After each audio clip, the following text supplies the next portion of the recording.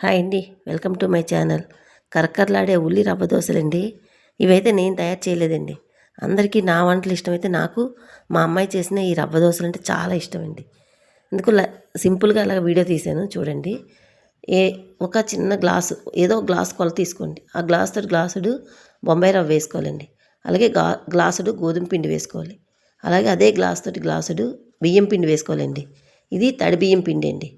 ఓకేనండి. బియ్యం నానబెట్టి ఆరబెట్టిన తర్వాత పిండి ఆడుకుంటాం కదండి, ఆ పిండి అలా మూడు సమాన గ్లాసులు తీసుకున్న తర్వాత ఒక పెద్ద స్పూనుడు జీలకర్ర, మన కారానికి సరిపడగా 3-4 పచ్చిమిరపకాయలు కట్ చేసుకోవాలి. అలాగే ఉల్లిపాయలు మామూలుగా అయితే సన్నగా తరుగుతాం, తనైతే ఇలా పొడవుగా తరుగుతుందండి. తరిగి మొత్తంగా స్మాష్ చేస్తామట, అందులోని రసం బయటకు వచ్చేటట్టుగా ఇలాగ మెత్తగా ఇలాగ వేళ్లతోని ఇలాగ నలిపితే ఉల్లిపాయల నుండి వచ్చిన రసం వస్తుంది కదండి. అప్పుడు అవి మీడియం సైజు 2 ఉల్లిపాయలు తీసుకొని అలా సన్నగా కట్ చేసి గట్టిగా ప్రెస్ చేసి పిండి వాటిని పిండిలో కలిపిందండి.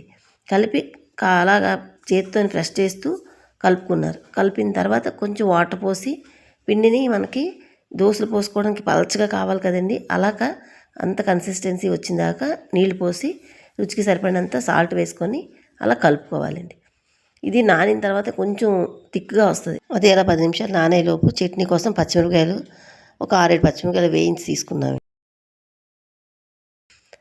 ఇది ప్యాన్ పెట్టుకొని ప్యాన్లోకి ఒక 6-7 పచ్చిమిరపకాయలు, ఇవి ఒక చిన్న కప్పుతోటి 1/2 కప్పు పలుకులు ఉంటాయండి. శనక్కాయల నుంచి ఒలిచిన శనగ పలుకులు అండి. ఇవి కాయల నుండి తీసుకుని మనం డిపార్ట్మెంట్ స్టోర్లో కొనుక్కున్న పలుకులు కాదు. చాలా బాగుంటుందండి ఈ చట్నీ కూడాని. అందరూ చేసినట్టు చేస్తాము, కాకపోతే ఈ పలుకుల వల్ల ఈ చట్నీకి మరింత రుచి వస్తుంది. పలుకులున పచ్చిమిరపకాయలు వేగిపోయిన తర్వాత ప్లేట్లో పెట్టేసుకుంది. పెట్టుకుని ఆయిల్ తీసుకొని కరివేపాకు, ఎండుమిరపకాయలు, ఆవాలు, జీలకర్ర తాలింపు పెట్టుకొని ఇంకా స్టవ్ ఆఫ్ చేసేసారు. తాలింపు వేగిపోయిన తర్వాత స్టవ్ ఆఫ్ చేసి కొంచెం వాటర్ వేసుకుంటే మరి పోపు మాడిపోకుండా ఉంటుంది. ఈలోగా శనగపలుకులు చల్లారిపోయండి.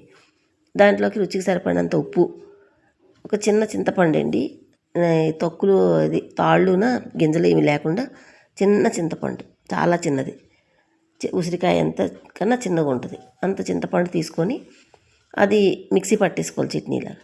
ఇలాగా పెనం వేడెక్కిన తర్వాత ఇలాగ నీళ్ళు పోసుకున్నట్టు పోసుకోవాలి నేర్పకుండా.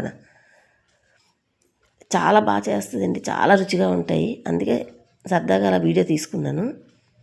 ఇంతంత కన్నాలు ఏంటమ్మా అంటే రవ్వ దోశని గరిటతో పెట్టకూడదు, అలా వేసుకుంటేనే బాగా వస్తుందమ్మా అని చెప్తుంది.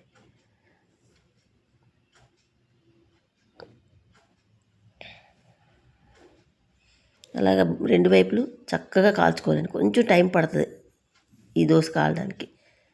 ఎప్పటి నుంచో ఆ పెనం మీద దోశలు కట్టండి, ఆ పెనం మీద వేస్తేనే దోశలు కరకరలాడుతూ చాలా క్రిస్పీగా వచ్చేయండి.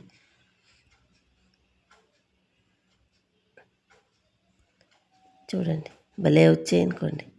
ఆ చట్నీ కూడా అయిపోయింది. చట్నీ కూడా తాలింపు కలిపేసి తిన్నామండి. చాలా రుచిగా అనిపించాయి. మీకు ఎలా అనిపించిందండి వీడియో? నచ్చితే ఒక్క లైక్ చేయండి. Thank you for watching. Bye అండి.